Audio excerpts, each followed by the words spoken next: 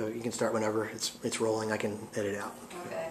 Welcome to the first class of the Principals course, Examining Self Through the Reflection of Others. Miss Beth invited Mike and me to share some of our thoughts about privilege and inclusivity, how they impact our school community, and how they impact our lives. There is not only one definition for privilege. I like this one that I found on freedictionary.com. Privilege: a special advantage, immunity, permission, right, or benefit granted to or enjoyed by an individual or group. And Mike and I came up with another definition: a system of advantage that permits access based solely on who someone is. Privilege is not earned, it is granted by the dominant culture or group. When we look at these definitions, one of the things that we should do as a Friends school is to really take into consideration the Friends testimonies. When I've spoken about the testimonies with my classes in the past, we've talked about simplicity, truth, equality, and peace. And the two that seem to apply most importantly here are truth and equality. With regard to truth, we can look at our society around us and look at it in an honest fashion to say, wait a minute, in our society, are there areas of privilege that apply to some people and not others? So that we're looking at what's going on around us and how then might it impact us as individuals.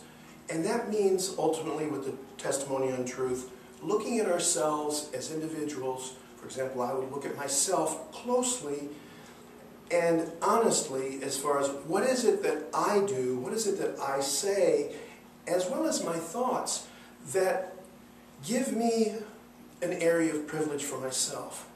And then trying to shape that in a way that I'm more inclusive with those who are around me who may not fit into that area of privilege.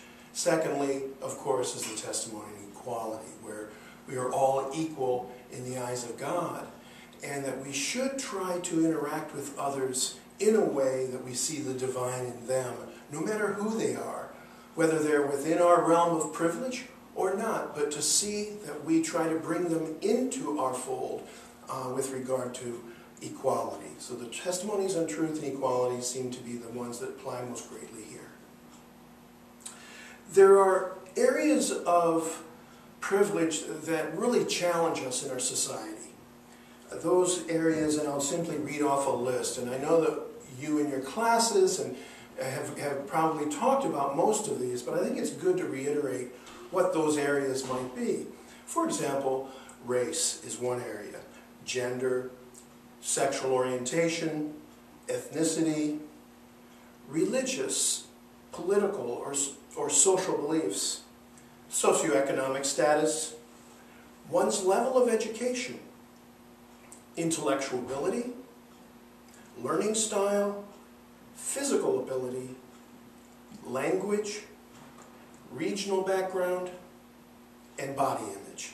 These are all areas that are real challenges for us to grapple with when we look at the area of privilege in our lives. Robin found a fantastic quote that she would like to read now with regard to these areas.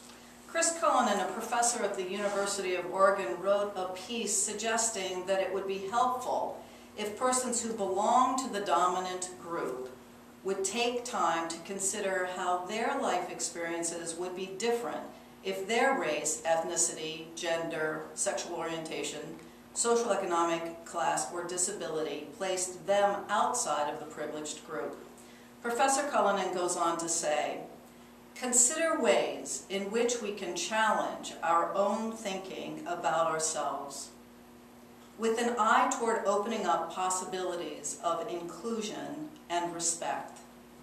I believe we must live an examined life, acting consciously to examine how we think about, how we hear, and how we act toward others.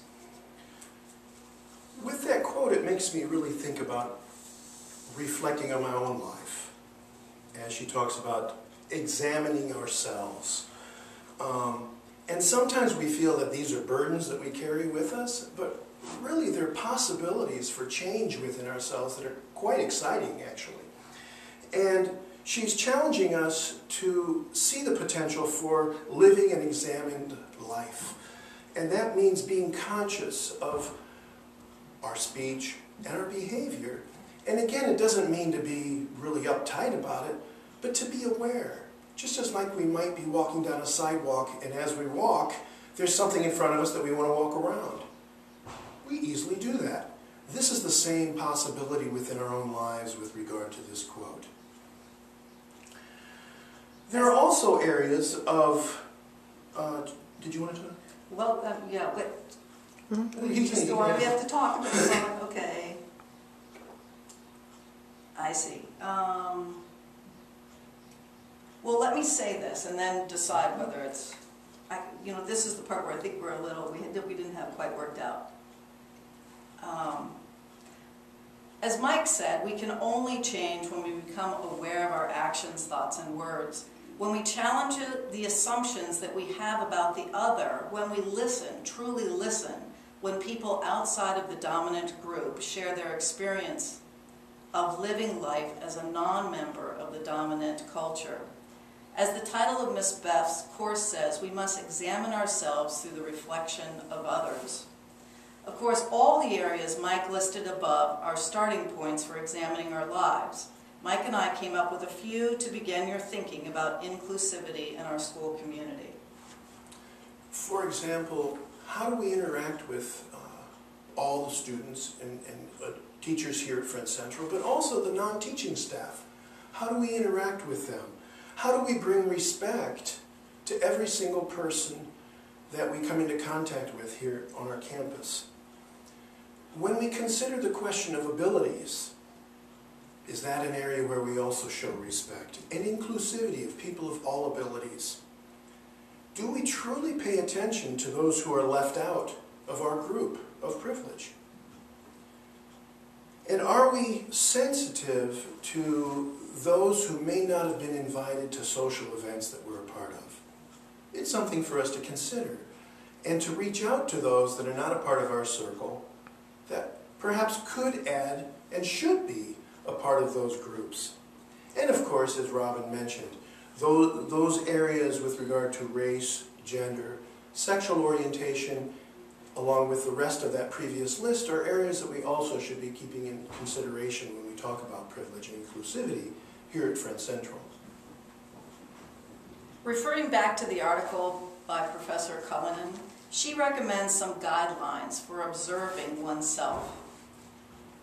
Number 1, keep my own humility alive. Being humble, it's really tough at times. I know that for some people they think they have it all figured out. I've been through that myself, and oftentimes I catch myself where I feel like, oh, I know all the answers to this, whether I understand our society or my role in society.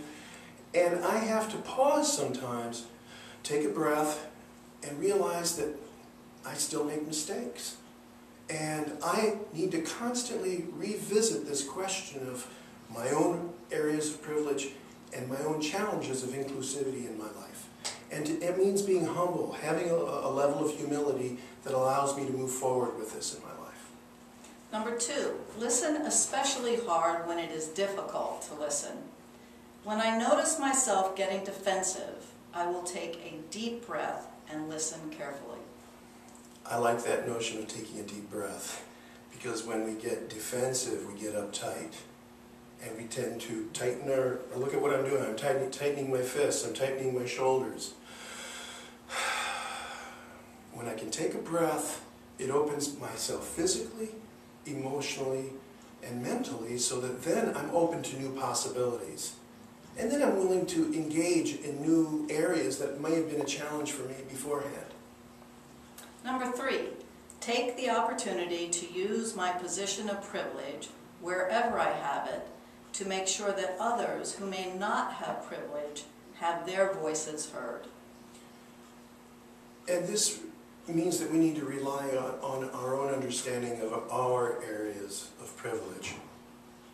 And that means reaching out to others and being willing to bring them into, invite them into our circle. so that really it no longer becomes a circle of privilege, but a circle of inclusivity. We have posted a few queries on the course blog. Please take some time this week to post your reactions to them. We're asking you to share your own personal connection to the queries and to tie those thoughts and experiences to what we have talked about today.